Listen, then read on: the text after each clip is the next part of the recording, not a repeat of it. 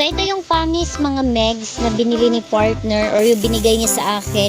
Ito, I think 35 yung isang kilo nito. 35 pesos. Ayan siya. Oh, ang dami niya na, diba?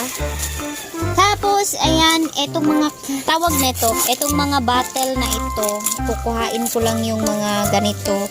Eto naman siya is nakukuha siya kapag nababasa siya ng tubig. Hugasan ko muna siya. Dito ko ilalagay yung ating propagation ng ating mga lucky bamboo. Kasi mas mabilis silang mag-roots sa water unlike doon sa soil. Ayan, nagkalat na ako dito. So, ayan na mga megs. Kumpleto na yung tatlo. Ito na yung tatlo. Dito tayo. Dito natin sila i-propagate. But first, ihahanda ko muna yung ating lucky bamboo. Kasi medyo, hindi pa siya eh. Plano ko kasi mga megs is ikakat muna natin siya. Ayan. Diyan muna siya. And yung water. Kukunin ko lang yung cutter. So, ito yung uunahin natin. Itong mga ganito.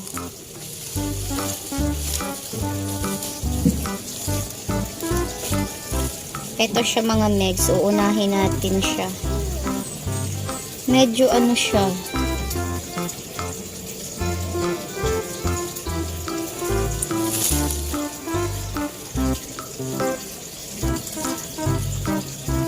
Tinali nila ng mahigpit. Ayaw matanggal.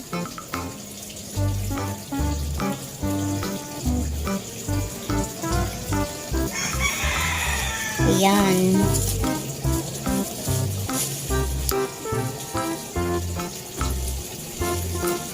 Magagamit ko pa to siya ng dalawa. Ayan. Pwede pa natin itong itali.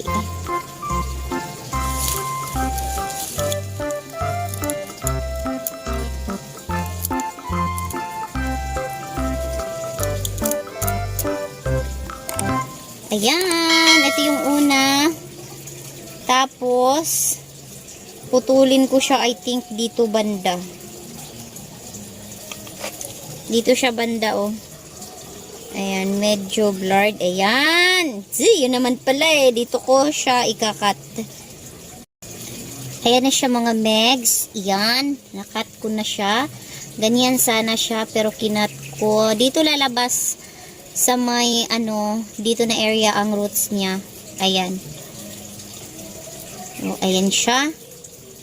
And nagiging dalawa na yung isang puno niya na binili natin. Ayan, isang puno lang siya dati. Yan, nagiging dalawa na. Ayun.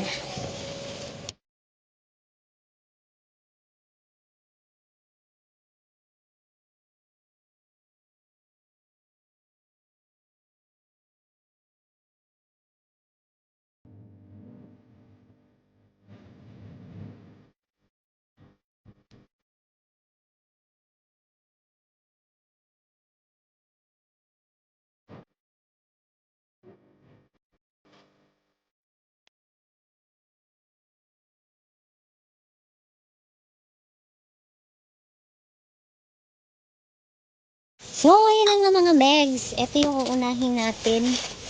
Yan, ilagay muna natin tong pamis dito sa ating jar. Ayan. Hindi ba siya nagbablard? Parang nagbablard naman siguro ni siya, oh. Ayan. So, ilagay natin yung pamis natin dito sa ating jar.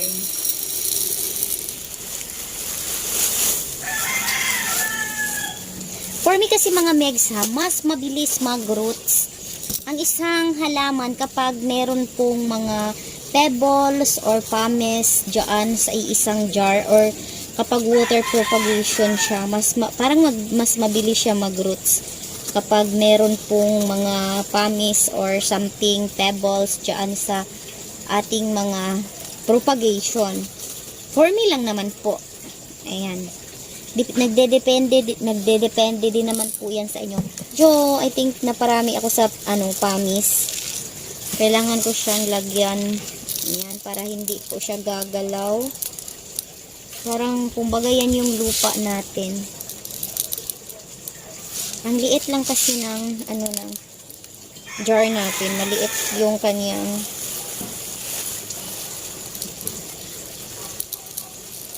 ano ba tawag doon? Bunganga, ganun. This is the 5 stalks, mga megs. And so, ayan siya. And after that is lalagyan natin ng tubig. Any kind of tubig po kay is pwede naman po na gamitin nyo pang propagate or gamitin natin para sa ating propagation sa ating Lucky Bamboo by water propagation. I think mga megs, eto kasi is hindi yung pinaka-top cut. Ito yung parang half nila. Ito yung pinakamatanda na stem nila. So, ang gagawin ko ay itong pinaka-top cut nila, itong ganito na pinaka-top cut, is ito yung ilagay ko by soil propagation. Idediretso ko siya sa soil, and itong mga pinaka-dulo or pinaka-ilalim ng or pinaka-matanda na stem niya is ito yung ipropagate natin by water. Kasi feeling ko hindi kakayanin kapag i-water natin to siya. Kasi sobrang baby nung stem niya, mga megs, lalo na to na medyo naputol ko ng maliit. Ewan ko kung mabubuhay pa ba to siya. Kasi sobrang baby pa niya. Ayan, kumbaga sa Bisaya pa mga megs, kay linghod siya pagkakat. Ambot lang og mabuhay ba siya, pero sana is mabuhay siya. Pero i-soil na lang nako siya. Ayan, nakagawa na tayo ng isang water propagation. This one is the 5 stalks, and lalagyan ko pa din siya ng tali. Ayan. Yung iba nito is ipapasok ko sa loob kasi nagpropagate ako by water and also soil. Is mas okay po siya sa loob ng bahay, mga megs.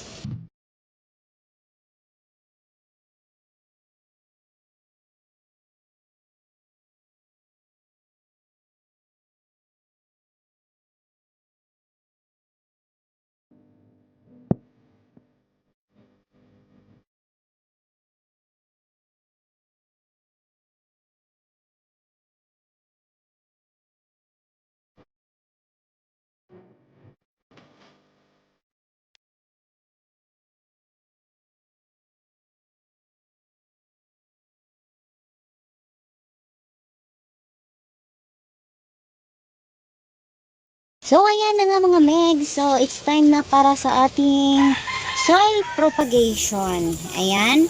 So, ang idea ko sa kanya is itatatlo-tatlo ko lang sila sa iisang pot. Ayan, itutusok lang natin dyan. And meron ako ditong pot na may soil na. May lupa na siya. Ayan, itutusok lang natin yan siya dyan, mga megs. Nang ganyan lang.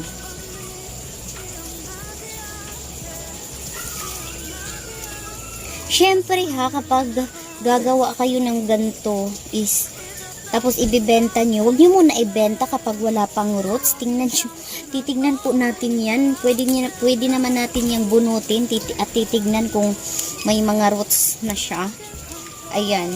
So, ayan yung isang pot niya, mga megs, o ng 3 stalks. Ayan. 3 stalks lang dapat natin, urong natin yung isa. Ayan. 3 stalks lang ang dapat natin gawin, mga megs, kasi para marami tayong magagawa. Yan. 3 stalks. Down muna natin siya. And the next one, ang ginagamit ko nga pala na soil is yung ating mahiwagang garden soil. Mahiwaga. Mahiwaga talaga. Ayan. And hindi ko na muna sila lalagyan ng ribbon sa ngayon, mga megs. At time na parang stable na sila, dun ko na siya lalagyan ng ribbon para okay siya tignan. Yun. Yung ating pangalawang pot. So then, 3 stalks pa din siya, mga megs. And next one. Anyway, itong si Lucky Bamboo, hindi po siya maselan sa lupa. Kahit anong lupa po niyan ay kayang-kaya niya po yan i-handle. Caring niya po yan. Dalawa. Ayan. Ito yung ating pangalawa. Ay, pangatlo na pala to. Pangatlo. Ayan,